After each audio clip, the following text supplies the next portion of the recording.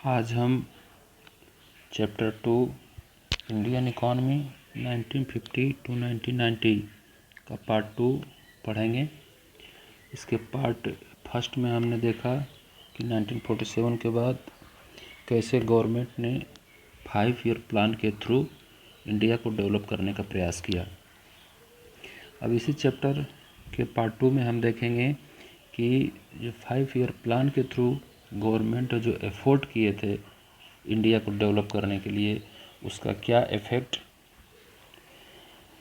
Agriculture sector के ऊपर क्या इफ़ेक्ट आया, इंडस्ट्रियल सेक्टर के ऊपर क्या इफ़ेक्ट आया और फॉरेन ट्रेड के ऊपर क्या इफ़ेक्ट आया। इसमें फर्स्ट हम देखेंगे एग्रीकल्चर सेक्टर। फर्स्ट चैप्टर में भी हम देख चुके हैं कि एग्रीकल्चर सेक्टर के ऊपर 1947 या उसके बाद भी इंडिया की बहुत बड़ी पॉपुलेशन की क्वांटिटी एग्रीकल्चर के ऊपर डिपेंड थी। उस एग्रीकल्चर के ऊपर ज़्यादा डिपेंडेंसी को कम करने का भी गवर्नमेंट ने प्रयास किया और एग्रीकल्चर को डेवलप करने के लिए भी बहुत प्रयास किया। जो इंडिया का फर्स्ट 5 ईयर प्लान था उसमें भी एग्रीकल्चर पर ज़्यादा कंसंट्रेशन किया गया, जिससे एग्रीकल्चर एरिया का डेवलप हो और एम्प्लॉयमेंट जनरेट हो। इसमें आप देख सकते हैं 72% इंडिया की पॉपुलेशन डिपेंड थी एग्रीकल्चर के ऊपर और 51 में जो हमारी पूरे कंट्री की नेशनल इनकम थी उसमें अबाउट 51% कंट्रीब्यूशन एग्रीकल्चर का था, जो 2013-14 तक आते आते 18% हो जाता है। 51 से 18% आने का मीनिंग यह नहीं है कि एग्रीकल्चर में प्रोडक्शन कम हो रहा था। एग्रीकल्चर में प्रोडक्शन बहुत ज़्यादा इंक्रीज़ हुआ, बट जो अदर सेक्टर के बारे में आपने पढ़ा, secondary sector, tertiary sector, service sector जिसको बोलते हैं, उसका ज़्यादा इंक्रीज हो गया। उसमें ज़्यादा इंक्रीज होने के कारण नेशनल इनकम में एग्रीकल्चर का शेयर कम दिखता है हमको 18% 13-14 में। वह आगे इस समय और कम ही हो रहा है नेशनल इनकम एग्रीकल्चर का शेयर, बट एग्रीकल्चर में डेवलपमेंट बहुत ज़्यादा हुआ है। इसका इम्पोर्टेंस में देखेंगे कि बहुत सारी इंडस्ट्री इंडिया में है जिसके लिए रॉ मटेरियल एग्रीकल्चर से ही मिलता है, और एग्रीकल्चर के रॉ मटेरियल अवेलेबल ना हो तो इंडिया के 60 से 70% इंडस्ट्रीज क्लोज हो जाएंगी। इसलिए एग्रीकल्चर का बहुत ज़्यादा इम्पोर्टेंस था इंडियन इकॉनमी के डेवलपमेंट में। फूड ग्रेन के लिए भी पूरी तरह हम डिपेंड हैं। आज देख रहे हैं प्रेजेंट सिचुएशन जो कोरोना वायरस की हमारे चारों तरफ है, उसमें पूरे इंडस्ट्री का प्रोडक्शन क्लोज है, लेकिन गवर्नमेंट ने एग्रीकल्चर सेक्टर में कुछ छूट दिया हुआ है कि एग्रीकल्चर में इस समय व्हीट प्रोडक्शन कटिंग का टाइम चल रहा है, इसलिए बहुत सारे डिस्काउंट दिए गए हैं रूरल एरियाज़ में, क्योंकि फूड ग्रेन पूरी तरह से हमको एग्रीकल्चर से मिलता है और हम एग्रीकल्चर पर डिपेंड हैं फूड ग्रेन के लिए। फूड ग्रेन की डिपेंडेंसी हो या एम्प्लॉयमेंट की डिपेंडेंसी हो, मैक्सिमम पॉपुलेशन हमारी एग्रीकल्चर पर ही डिपेंड है। यह एग्रीकल्चर का इम्पोर्टेंस है। एग्रीकल्चर के बिना किसी कंट्री को आगे बढ़ना पॉसिबल नहीं है। इसलिए जब शुरू में एफर्ट चालू हुआ कंट्री को डेवलप करने के लिए, तो एग्रीकल्चर सेक्टर को डेवलप करने के लिए बहुत सारे रूल रेगुलेशन पार्लियामेंट द्वारा गवर्नमेंट ने बनाए। इसमें सबसे फर्स्ट था लैंड रिफॉर्म्स। उस समय जो सिचुएशन थी उसमें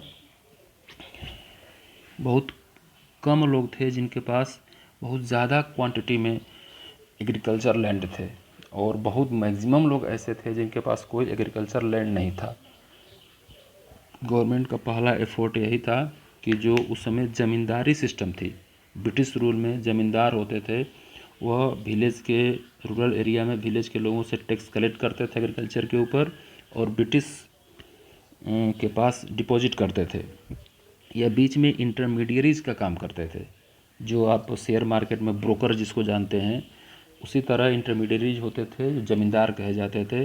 वो विलेज एरिया में थे, उनके पास बहुत पावर होती थी, ब्रिटिश लोग उनको पावर देते थे और टैक्स कलेक्ट करते थे विलेज एरिया में एग्रीकल्चर पर, और उसको ब्रिटिश के पास डिपॉजिट करते थे। पहले गवर्नमेंट ने यह सिस्टम ख़त्म किया। जैसे 1947 में इंडिया को इंडिपेंडेंस मिला, धीरे धीरे गवर्नमेंट ने रूल बनाए बहुत सारे पार्लियामेंट द्वारा, और लैंड रिफॉर्म किया। उसमें फर्स्ट किया, ज़मींदार जो थे इंटरमीडियरीज वो ख़त्म कर दिया। अब गवर्नमेंट और फार्मर्स का सीधा कांटेक्ट हो गया, बीच में कोई नहीं था। उसके साथ कुछ लोग ऐसे थे विलेज एरिया में जिनके पास एग्रीकल्चर लैंड की क्वांटिटी बहुत ज़्यादा थी, और मैक्सिमम लोग ऐसे थे जिनके पास कोई एग्रीकल्चर लैंड नहीं था।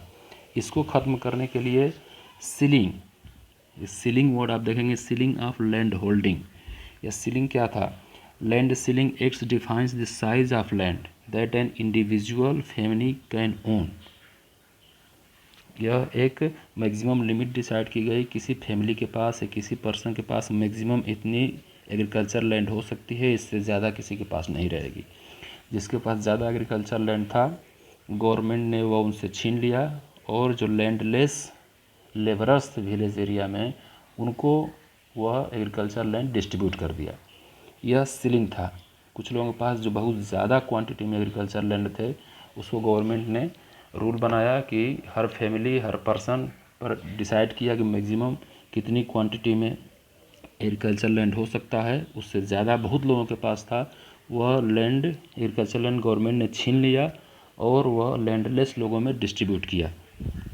इसके साथ साथ एक प्रॉब्लम ये भी थी एग्रीकल्चर में कि कुछ लोगों के पास एग्रीकल्चर लैंड थे, वो छोटे छोटे पार्ट में विलेज के बहुत सारे एरिया में फैले हुए थे। छोटे छोटे पार्ट पर एग्रीकल्चर करना बहुत मुश्किल होता था।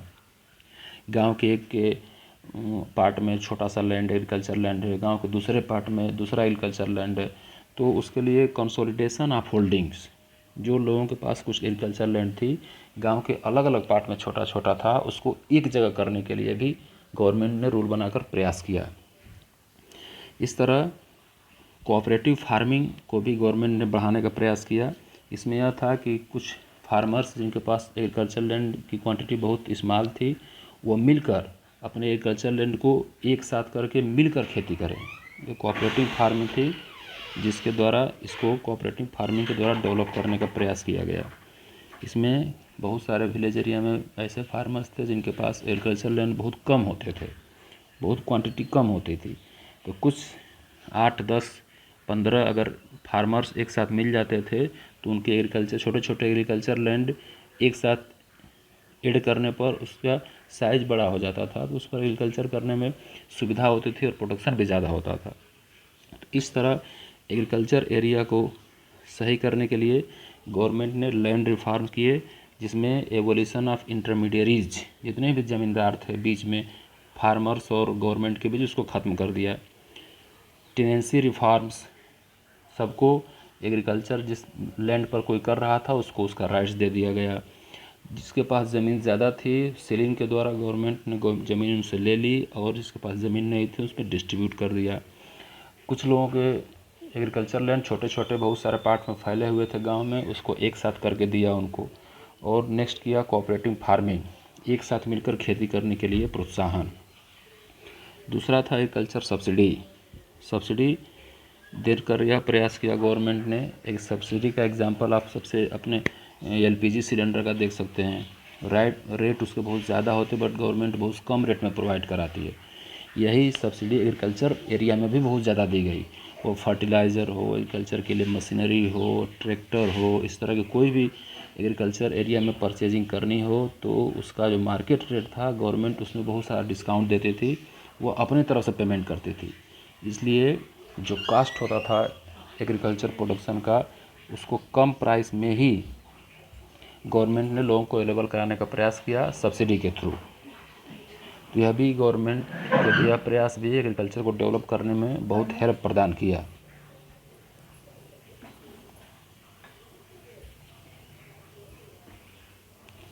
तीसरा है, इसके लिए प्राइस डिसाइड करने के लिए एक अलग कमीशन बनाया। गवर्नमेंट द्वारा बनाए गए कमीशन से यह था कि जो फार्मर्स थे प्रोडक्शन करें, उनको सही प्राइस मिले, क्योंकि प्राइस प्रोडक्शन तो होता था लेकिन सही प्राइस उनको नहीं मिल पाता था। इसके लिए भी एक अलग कमीशन गवर्नमेंट द्वारा बनाया गया। अगला प्रयास किया गवर्नमेंट ने, इसमें क्रेडिट या मनी की रिक्वायरमेंट, जो फार्मर थे उनको बहुत ज़्यादा मनी की रिक्वायरमेंट होती थी, वह अवेलेबल नहीं हो पाता था, क्योंकि फार्मर्स के पास बहुत ज़्यादा पैसे नहीं हो पाते थे। इसके लिए गवर्नमेंट ने विलेज एरिया में क्रेडिट अवेलेबल कराने के लिए प्रयास किया। उसमें सबसे बड़ा प्रयास था नाबार्ड इस्टेब्लिश किया गया 1982 में। नाबार्ड एक बैंक है, national bank of agriculture and rural development. NABARD bank का केवल वर्क था जो एग्रीकल्चर एरिया था, रूरल एरिया में, उसको डेवलप करना, और उसमें जितने भी फाइनेंशियल इंस्टीट्यूशन वर्क कर रहे हैं एग्रीकल्चर एरिया में क्रेडिट अवेलेबल कराने के लिए, सबको देखना। जैसे हम रिजर्व बैंक ऑफ इंडिया को जानते हैं, रिजर्व बैंक ऑफ इंडिया का वर्क होता है जितने भी कमर्शियल बैंक है उनको ऊपर कंट्रोल करना। उसी तरह नाबार्ड जो बनाया गवर्नमेंट ने 1982 में, उसका वर्क था विलेज एरिया में जितने इंस्टीट्यूशन काम कर रहे हैं, जितने बैंकिंग सेक्टर काम कर रहे हैं, सबको कंट्रोल करना नाबार्ड का वर्क था। एग्रीकल्चर मार्केटिंग, हम गांव में कुछ प्रोडक्शन कर रहे हैं, वह सिटी एरिया में आसानी से पहुँचे, जिससे सेल हो सके और फार्मर्स को उसका अच्छा कास्ट मिले। इसी में जो अगला सुधार गवर्नमेंट ने किया उसको टेक्नोलॉजिकल मेजर बोलते हैं। इसमें एग्रीकल्चर में न्यू टेक्नोलॉजी गवर्नमेंट ने लाने का प्रयास किया। उस न्यू एग्रीकल्चर स्ट्रेटजी बनाई डेवलप करने के लिए, उसी को हम ग्रीन रेवोल्यूशन बोलते हैं। इस ग्रीन रेवोल्यूशन के थ्रू यह 1966 में स्टार्ट किया गया। पूरी तरह से एग्रीकल्चर का प्रोडक्शन हमारा बहुत कम था इंडिया में। हमको मैक्सिमम जो भी हमारा रिक्वायरमेंट था वीट का, राइस का, हमको इंपोर्ट करना पड़ता था, अदर कंट्री से परचेज करके लाना पड़ता था। तो गवर्नमेंट ने ऐसी स्ट्रेटजी बनाई कि हमारा प्रोडक्शन इंक्रीज़ हो और हमको अदर कंट्री से इंपोर्ट ना करना पड़े। इस नई स्ट्रेटजी को ही ग्रीन रेवोल्यूशन नाम दिया गया। ये ग्रीन रेवोल्यूशन का, इसमें कुछ चीज़ें मिक्स थी। जैसे इसमें जो सीड्स का यूज होता था वह फॉरेन कंट्री से परचेज करके लाई गई, स्पेशली मैक्सिको से। वो high yielding varieties, HYV seeds बोला जाता है उसको। इनका प्रोडक्शन बहुत ज़्यादा था। हमारे इंडिया में जो सीड्स का यूज होता था एग्रीकल्चर में, उसका प्रोडक्शन बहुत कम होता था। बट जो high yielding variety seeds India में यूज होना स्टार्ट हुआ ग्रीन रेवोल्यूशन के थ्रू, यह हाई यील्डिंग वेराइटी सीड्स का प्रोडक्शन बहुत ज़्यादा होता था। इसके साथ इरिगेशन, वाटर फैसिलिटी, एग्रीकल्चर के लिए वाटर फैसिलिटी डेवलप करने के लिए भी कैनाल हो, ट्यूबवेल्स हो, इसके लिए गवर्नमेंट ने बहुत सारा इन्वेस्टमेंट किया। इसके साथ पेस्टिसाइड और फर्टिलाइज़र्स, जो हाई यील्डिंग वैरायटी सीड्स थी उनको वाटर की रिक्वायरमेंट उनकी बहुत ज़्यादा थी, और उसके साथ साथ फर्टिलाइज़र्स और पेस्टिसाइड की रिक्वायरमेंट भी ज़्यादा थी। क्योंकि अगर पेस्टिसाइड्स और वाटर फैसिलिटी अच्छे से अवेलेबल ना हो तो high yielding variety seeds production सही तरीके से नहीं कर सकती। इस ग्रीन रेवोल्यूशन जो न्यू एग्रीकल्चर स्ट्रेटजी थी का स्टार्ट 1966 में हुआ, और इसका श्रेय इंडिया में जाता है MS स्वामीनाथन। इनको फादर ऑफ ग्रीन रेवोल्यूशन भी इंडिया में बोलते हैं।